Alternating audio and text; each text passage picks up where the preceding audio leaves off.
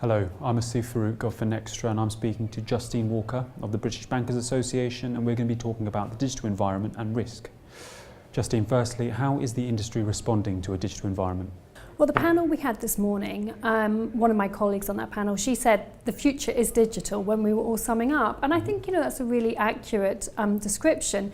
Where we are now and what banking is going to look like in the next 5 to 10 years is probably going to be very different. And as organisations, we need to understand the risks involved in that from a compliance perspective and respond accordingly. Within that, I think we're probably going to need to look at new ways of defining risk, sort of understanding what does the future digital world look like, what opportunities does it offer for compliance solutions, and where the specific risks actually sit. And does the digital environment change the way we classify risk? I think if we look at risk classification and if we look at the international standards from the Financial Action Task Force, sort of 3-4 years ago, they were classifying all non-face-to-face business relationships as high risk.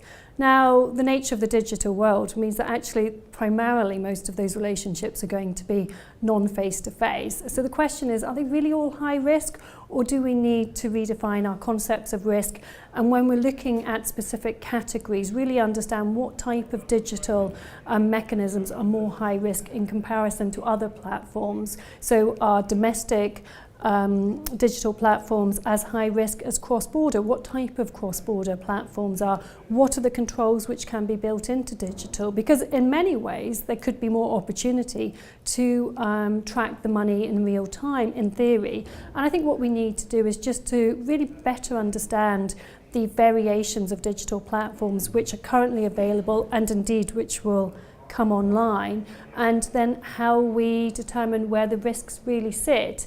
Now, to do that, I think we really need to have an open communication with the industry itself, the service providers, those new providers coming online, the regulators, and indeed law enforcement. Because what we often find is that technological solutions will always run ahead than where the regulation and the industry compliance framework's at. So in some ways we need to catch up.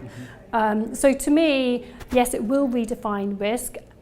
What that really means in practice, will that make it more complex or easier? I think the jury's still out. We just need to better understand the digital landscape.